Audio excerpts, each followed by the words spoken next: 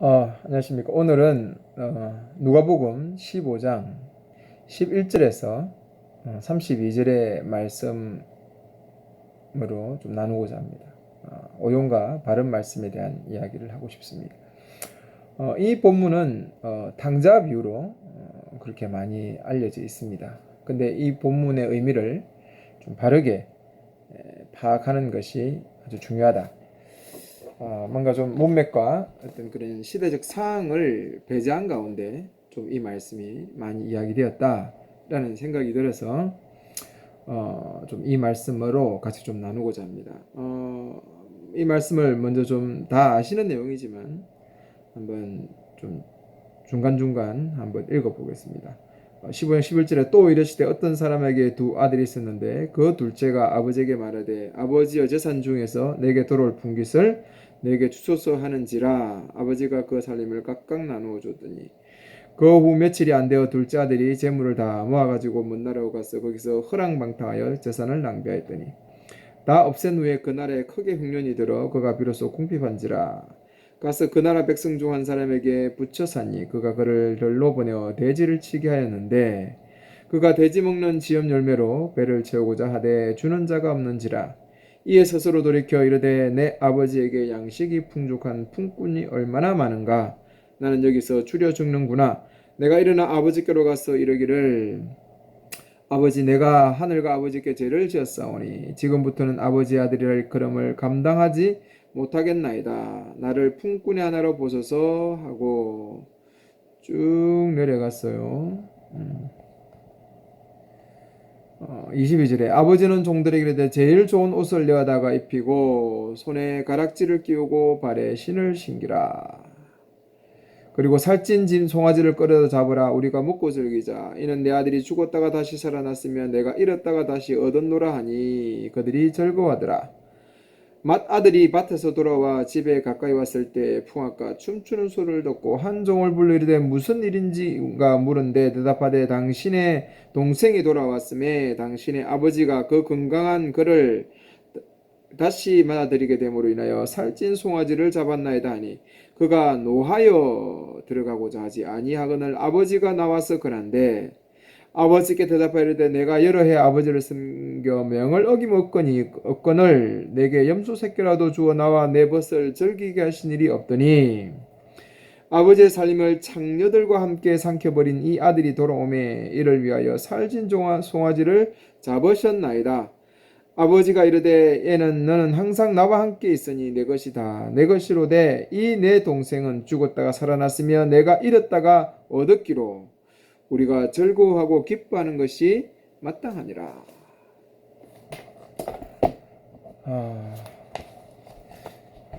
이 말씀이 방탕한 삶을 살고 돌아온 둘째 아들의 입장에서 설교를 많이 하고 이런 모범적인 설교에 성도들이 많이 익숙해져 있습니다.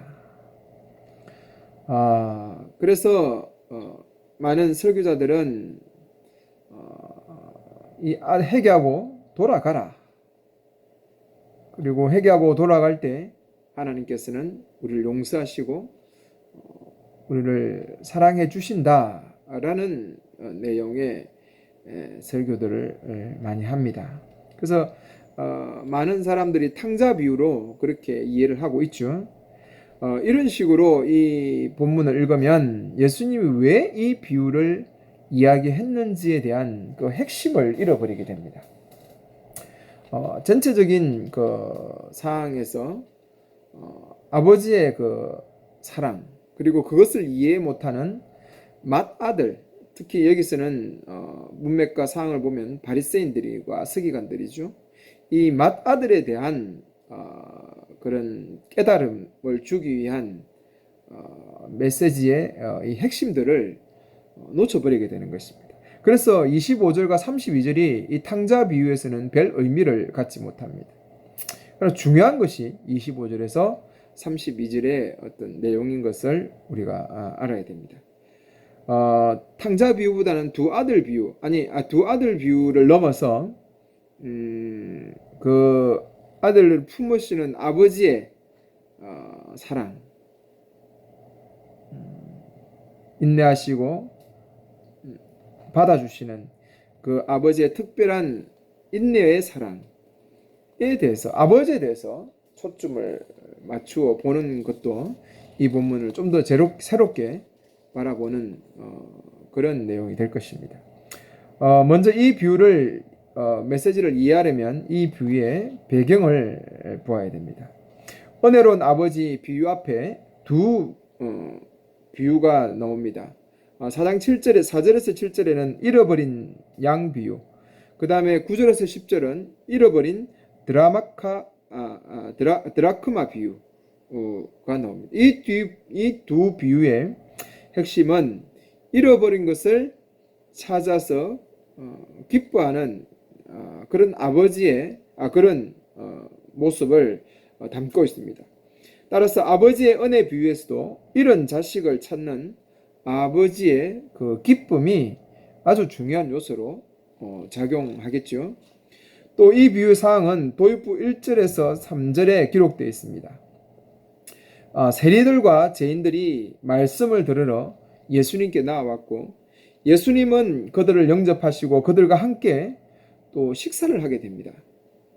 1세기 사항에서 밥을 같이 먹는다라는 것은, 식탁 교제는 아주 특별하게 한 가족이다, 용납한다, 받아들여졌다, 가족으로 받아들여진다, 귀한 사람이다 라고 하는 그런 의미를 담고 있습니다. 따라서 예수님께서 죄인들과 식탁 교제를 갖는다라는 것은 그들을 하나님의 백성으로 받아들인다라는 의미를 갖게 되는 것이죠.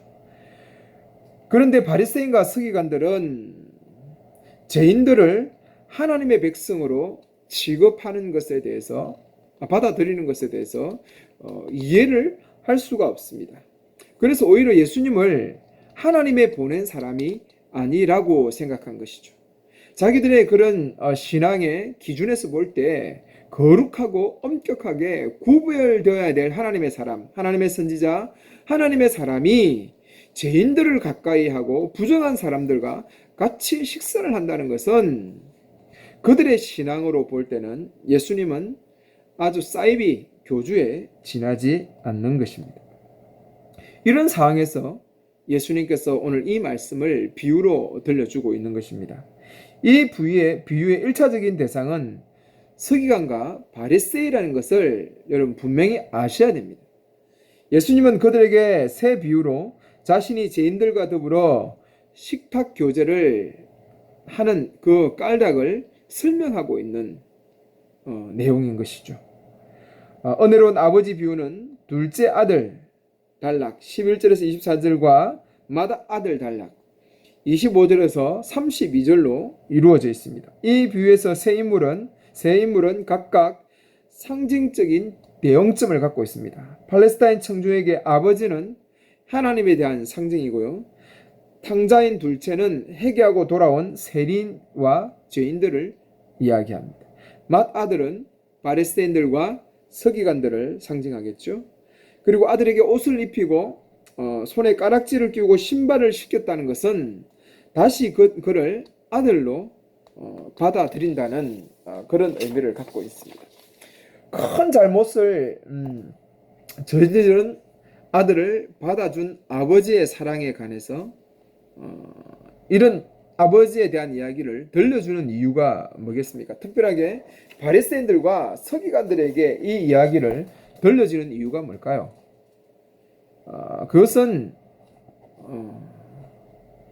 죄인이지만, 잃어버린 죄인이지만 하나님은 다시 그들을 품으시고 그들을 용서하시고 그들 하나님의 백성으로 받아들여 주신다라는 것에 대한 그 의미를 바리새인들과 서기관들에게 또 동일하게 전달하고 싶은 것이고, 왜 지금 예수님이 바리새인들과 이런 서기관들과 이런 그 세리들과 죄인들, 이런 무리들과 식사를 하는지에 대한 이유를 설명하고 있습니다. 그들에게도 하나님의 그 백성이 되는 문이 열려 있다는 사실들, 은혜의 때가 그들에게도 열려 있다는 사실들을 가르쳐 주기 위한 것입니다. 그래서 10절에 내가 너에게 이르는 이와 같이 죄인 한 사람이 회개하면 하나님의 사자들 앞에서 기쁨이 되느니라. 내가 너희에게 이와 같이 한 죄인 한 사람이 회개하면 하늘에서는 회개할 것이 없는 오인 언업으로 말미암아 기뻐하는 것보다 더하리라. 죄인들을 용서하시고 하나님의 백성으로 받아주시는 그 하나님의 그 무한한 사랑을 바리새인들과 서기관들도 깨닫기를 원하는 것입니다.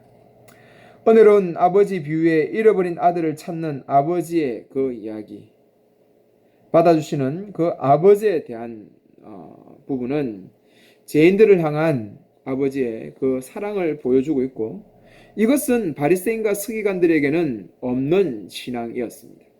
그들은 엄격하게 죄인과 거룩한 집단을 나누고 그들을 구별하여서 자신은 의로운 존재다라고 생각하면서 그러한 자신의 어떤 신앙적인 그런 하나님 앞에서의 인정을 받는 어떤 내용으로 엄격한 신앙생활을 한 것입니다. 여러 가지 어떤 그 하나님의 율법들을 엄격하게 지키는 것으로 자신이 하나님의 백성임을 증명해냈던 것이죠. 그러나 이제 새로운 언약 하에서는 하나님은 그러한 어떤 혈통적이고 어떤 그런 하나님의 율법의 조항들을 지킴으로 하나님의 백성으로 인정된 것이 아니라 이제 예수 그리스도로 말미암아 주시는 그 십자가와 부활의 그 은혜를 믿음으로 말미암아 하나님의 백성으로 받아주시고 그 하나님의 백성 속에서 이제 새로운 그 하나님의 율법들을 온전하게 지킴으로 하나님의 나라를 이루어 가려고 하셨던 것이죠. 둘째 아들을 받아준 아버지를 문제 삼는 이 맏아들은 세리와 죄인들을 영접하고 그들과 음식을 잡수신 예수님의 행동을 문제 삼는 바로 바리새인들과 서기관들입니다. 맏아들이 아버지의 사랑을 이해하지 못했던 것처럼 바리새인들과 서기관들은 회개한 죄인들을 받아주시는 아버지 하나님의 그런 사랑을 이해하지 못했습니다. 맏아들은 동생이 돌아온 것을 아버지와 함께 즐거워하고 기뻐해야 했는데 그들은 그렇게 하지 못했습니다. 아마 그 시대의 바리새인들은 나름의 이유가 있었을 것입니다. 그들의 이상은 거룩한 제사장의 나라의 실현이었습니다. 출애굽기 19장 6절에 있는 내용이죠. 그들은 모든 유대인이 정결을 추구함으로써 이스라엘이 거룩한 제사장의 나라가 되는 것. 그래서 그들은 정결한 사람과 부정한 사람을 엄격하게 구분하고 제사장 나라의 실현에 걸림돌이 되는 부정한 사람들은 배척했던 것이죠. 그러나 바리새인들이 추구한 정결과 거룩은 그런 마음의 근본적인 변화를 수반하지 않는 죄의적이고 형식적인 그런 종교로 전락되었던 것입니다. 말하자면 11조와 안식일을 포함한 의식법, 정결법 등을 엄격하게 지킴으로써 그들은 하나님이 제의적 정결과 거룩함을 요구한다고 믿었고 그로 인해서 제사장의 나라가 될 것이다 라고 생각했습니다. 그들에게 하나님은 부정한 자들에게 엄중하게 심판하시는 분으로만 보았습니다. 그러나 용서하시고 받아주시는 은혜로운 아버지에 대한 부분은 그들은 놓치고 있었던 것이죠. 그래서 그들은 세리들과 죄인들을 영접하고 그들과 식탁 교제하는 예수님을 도무지 이해할 수 없었고 받아들일 수 없었던 것입니다. 물론 하나님은 공의롭고 정의로운 분이 맞습니다. 그러나 예수 그리스도를 통해서 새 언약을 드러내시고 은혜 언약을 선포하신 분이십니다. 이제는 그들의 근본적인 마음을 바꾸셔서 하나님의 백성인 하나님의 나라를 온전히 드러내고 온전하게 완성하시기를 원하신 것입니다. 그러나 유대인 서기관들과 바리새인들은 이러한 하나님의 계획을 알지 못하고 이해하지 못했습니다.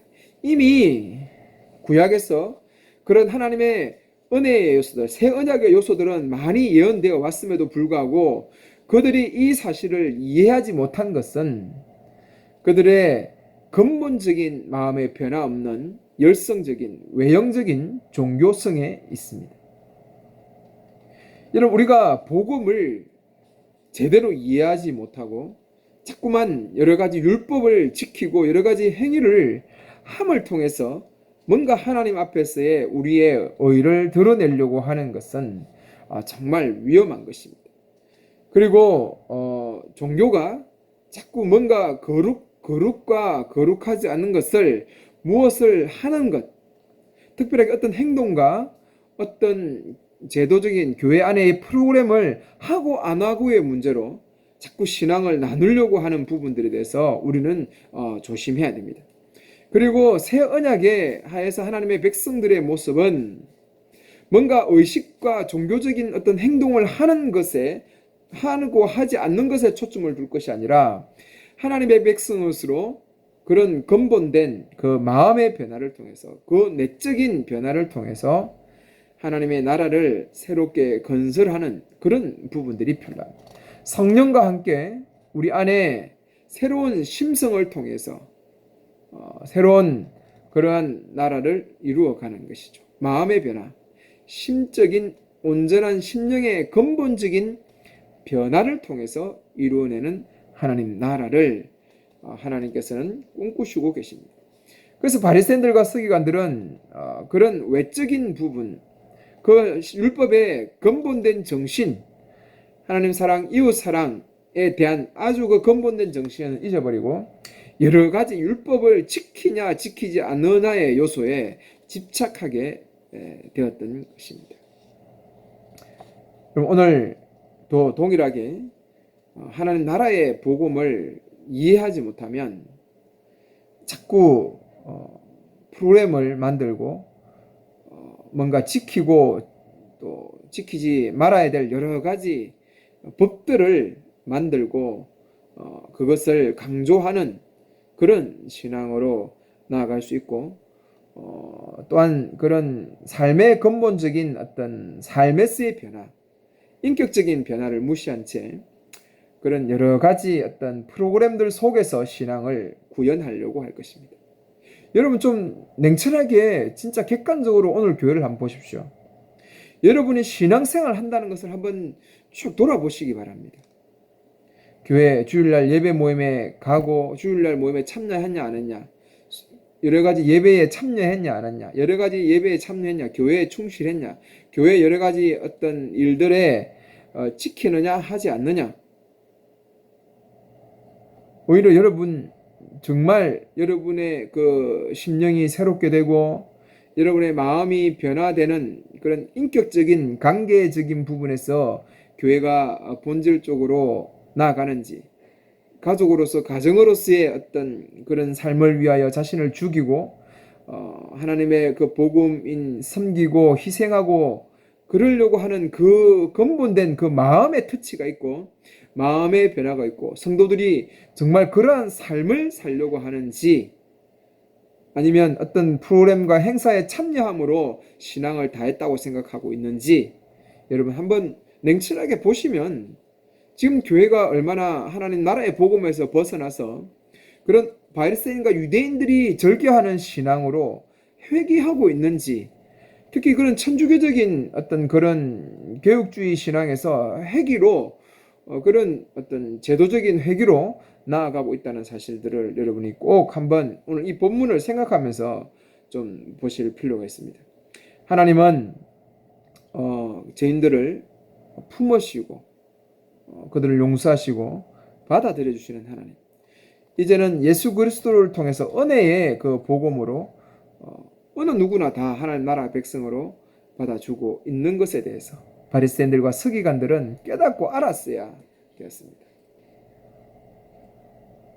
오늘도 하나님의 그 바른 복음에 대해서 우리가 바른 깨달음을 통해서 하나님 나라 백성으로서 온전한 변화를 꿈꾸며 예수 하나님의 그 뜻과 하나 되어서 그 계획에 동참하는 우리 성도님들이 되었으면 좋겠습니다. 감사합니다.